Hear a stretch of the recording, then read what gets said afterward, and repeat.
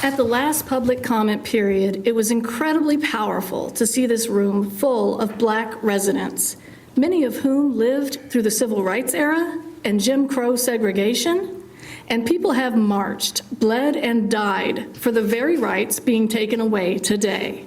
At this time in history, as it is moving in reverse, there is a sense of grief, frustration, and anger that is overwhelming, and it's felt very deeply with the Black citizens and those sitting here in this very room.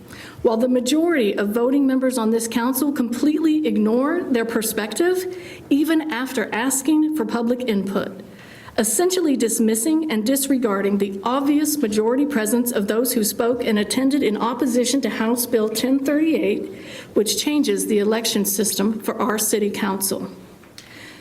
Councilman Yanero saying, after hearing from a room full of Black citizens, that he would like to hear from those who are currently being disenfranchised. Cindy Edwards saying, the Black population in the city of Jacksonville has declined, and demographics of our city don't necessarily reflect the need for that anymore, for wards specifically drawn on race. A vote from the majority eventually postponed any decision by the council. While it was discussed to have state legislative representatives meet with the council, that did not happen, and a unified resolution was not passed, thus giving tacit permission, and the city council's majority inaction has allowed the House bill to move forward without any formal opposition. I will remind everyone listening today that we already have 2 at-large members of the council and a mayor who are currently elected by the entire city population, and any argument of lack of citywide representation is null and void. I'm not sure which small group of citizens we heard from are oppressed or disenfranchised by a system wholly run and controlled by they themselves or their elected officials working on their behalf.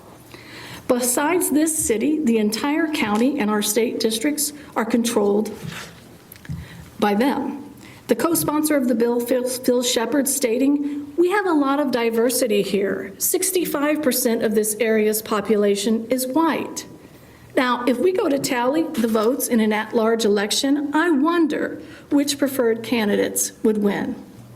And this, of course, is how it's intended to go. I still urge you, since you have time, because the bill has been delayed, to pass a unified resolution and oppose HB 1038, which is an overreach of your power, and let the citizens of Jacksonville's voices be heard. Thank you.